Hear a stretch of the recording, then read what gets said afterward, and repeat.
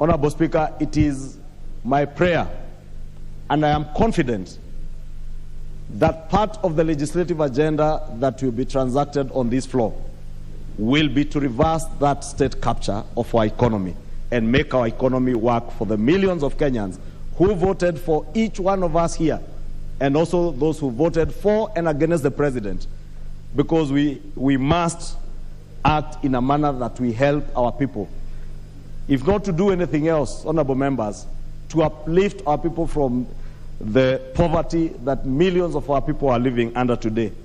Today, Honorable Speaker, people in close to 14 or 15 of our counties are going without food.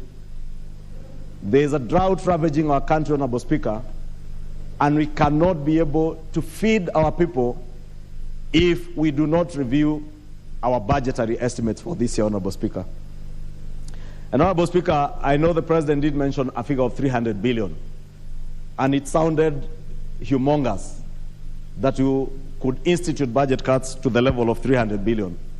But honorable members, I want to convince you and persuade you that it is possible. And you know the padding that is usually done in budgets, especially in the run-up to a general election. Honorable Speaker, you'll be shocked that immediately before, a week before the elections, and a week after the elections, the former regime was still padding the budget and making commitments. By the third week after elections, they had made commitments of close to 300 billion, 200 billion shillings, over and above what had been approved by this House only in June, at the beginning of June of this year.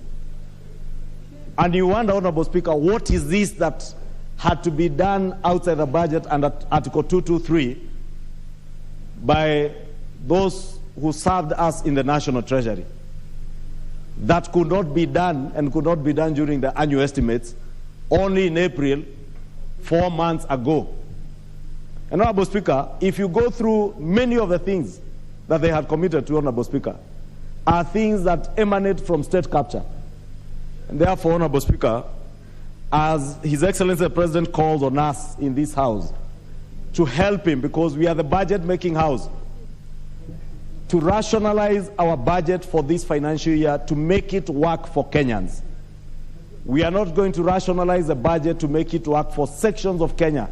We will rationalize the budget to make it work for the majority and millions of Kenyans across the board. And that is why His Excellency the President, he said he wants an economy that will work and a government and administration that will serve Kenyans in all constituencies, in all wards, in all counties in the Republic of Kenya.